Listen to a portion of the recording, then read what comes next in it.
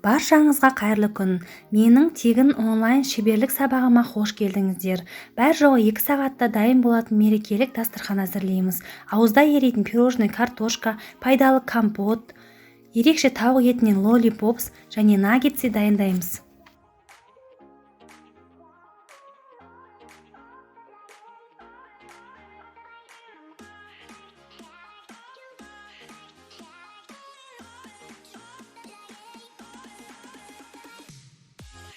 Ең алдымен кез келген шоколадты бисквитімізді крошка жасаймыз. Бисквиттің рецепті менің каналымда бар. Ссылкасын описанияда қалдыратын боламын. Және крем саламыз. Өзіңіздің қалауыңыз бойынша кез келген крем салсаңыздар болады. Мен творожный кремді салдым.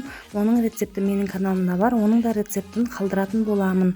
Барлығын жақсылап араластырып болған соң қолымызбен осылай картошка жасаймыз. Яғни оны теп-тегіс бір текті қылудың қажет жоқ. Себебі картошканың формасы әртүрлі болады. Сол себептен әртүрлі формада осылай домалақтап картошкалар жасаймыз және шпажкаға тығамыз.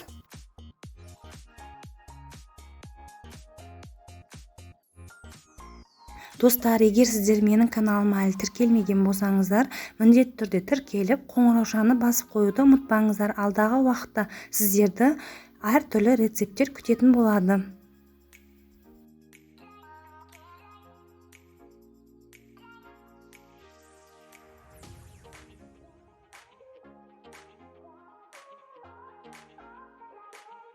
Бір қарағанда сіздерге картошкаға ұқсамай тұру мүмкін, бірақ ганашқа ұнатқан соң бұл картошкаға ұқсайды.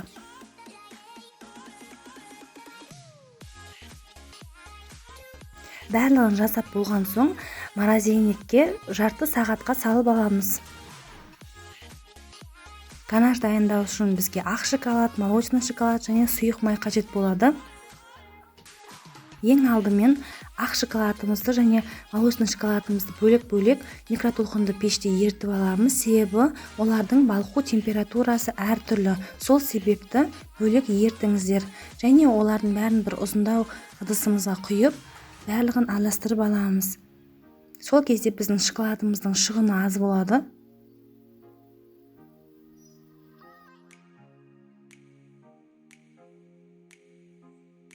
Дайын болған ганашымызға морозильниктен шыққан мұздай картошкамызды осылай малып аламыз. Және силиконды ковриктің үстіне қоямыз. Егер сіздерде силиконды коврик болмаса, жай ғана пергамент қағазының үстіне қойсаңыздар болады. Ганашымыздың қатқанын күтеміз. Егер ганаш қатпай жатса, сіздер холодильникке салып, кішкене қатырып алсаңыздар болады.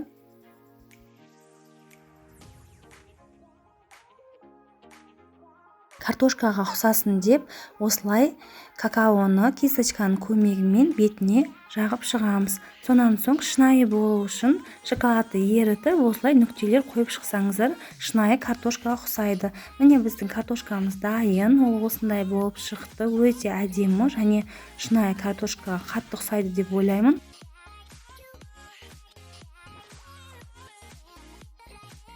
Пирожныйымыз жұп-жұмсақ, өте балғын, аузымызда ериді. Міндетті түрде жасаңыздар.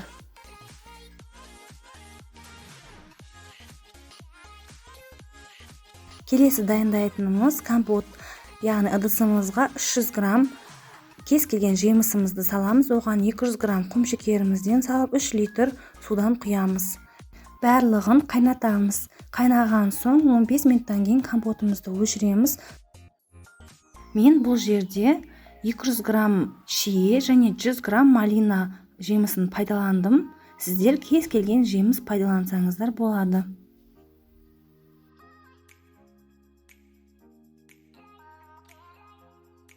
Ыстық күнде шөліңізді басатын пайдалы компот дайын болды. Астарыңыз дәмді болсын.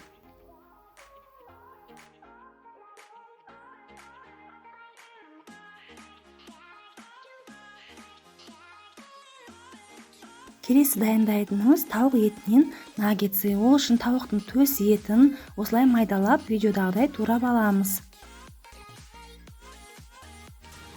Сонан соң ыдысымызға өзіміздің қалауымыз бойынша дәмдеуіштер саламыз. Менде тұз, қызыл паприка, қара бұрыш және приправалардың қоспасы. Барлығын жақсылап араластырып 20 минутқа маринадқа қойып қоямыз. Маринадымыз дайын болғанша тәтті емес жүгері үлпектерін оқтайдың көмегімен майдалап аламыз.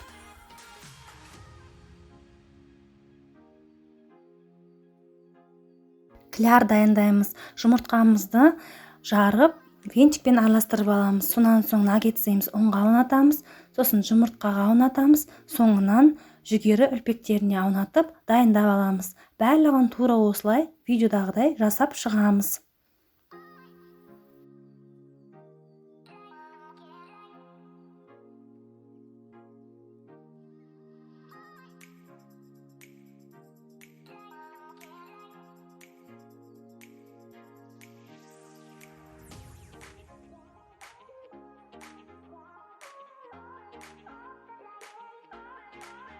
Барлық наггетсімізді осылай дайындап алдық. Қызып тұрған майда наггетсиді орташа отта әр бетін 2-3 минуттан қуырып аламыз.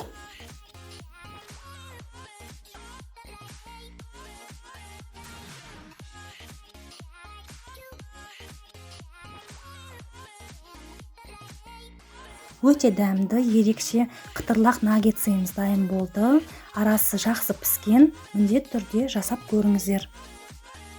Келесі дайындайтынымыз тауық қанаттарынан жасалған лоллипопстар.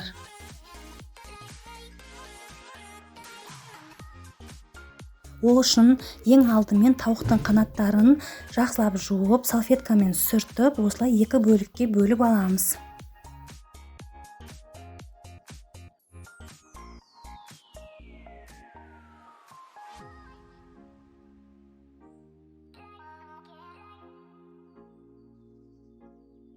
Тауық қанаттарын 2-ге бөліп алған соң, бірінші бөлігінің сүйегінен ұстай отырып, бүкіл етін төмен қарай ысырамыз.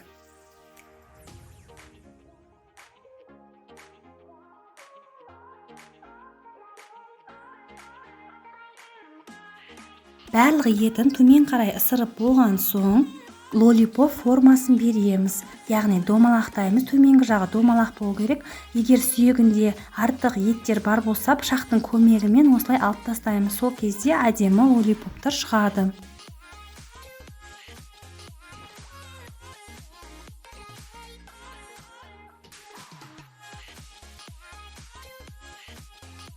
Тауық қанатының екінші бөлігінде бізде 2 сүйек болады. Кішірек сүйегін абайлап алып тастаймыз.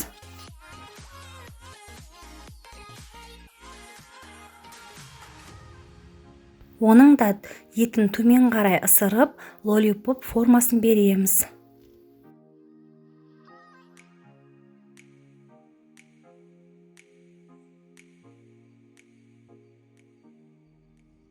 Бірінші кезде сіздерге бұл өте қиын болып көрінуі мүмкін, бірақ 1-2-ін жасап көрген соң қалғандарын жасау оңай болады. Барлығын жасап шықтық, дайын болды. Енді оны маринадтаймыз. Яғни менде бұл жерде тұз, қызыл паприка, қара бұрыш және приправалардың қоспасы. Барлығын қосамыз. Сонан соң 2-3 қасық зәйтүн майын қосып, барлығын араластырамыз. Дайын болған лоллипопстарымызды клярға аунатамыз. Алдымен ұнға аунатамыз, содан соң жұмыртқаға, соңынан жүгері үлпектеріне аунатып, бәрін осылай дайындап аламыз.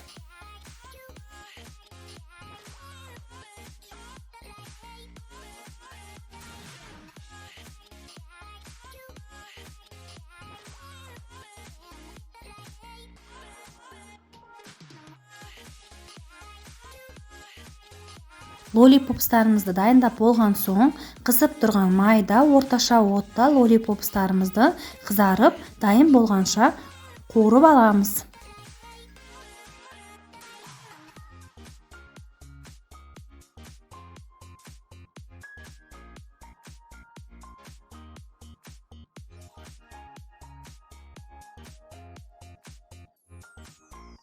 Қуыру барысында лоллипоптарымызды келесі бетіне аударып тұрамыз.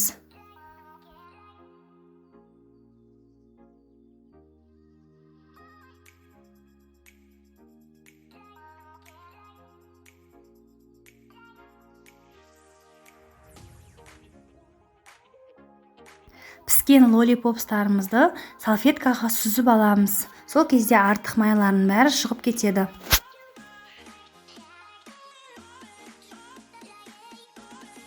2 сағатта дайын болатын ерекше дастарханымыз дайын болды.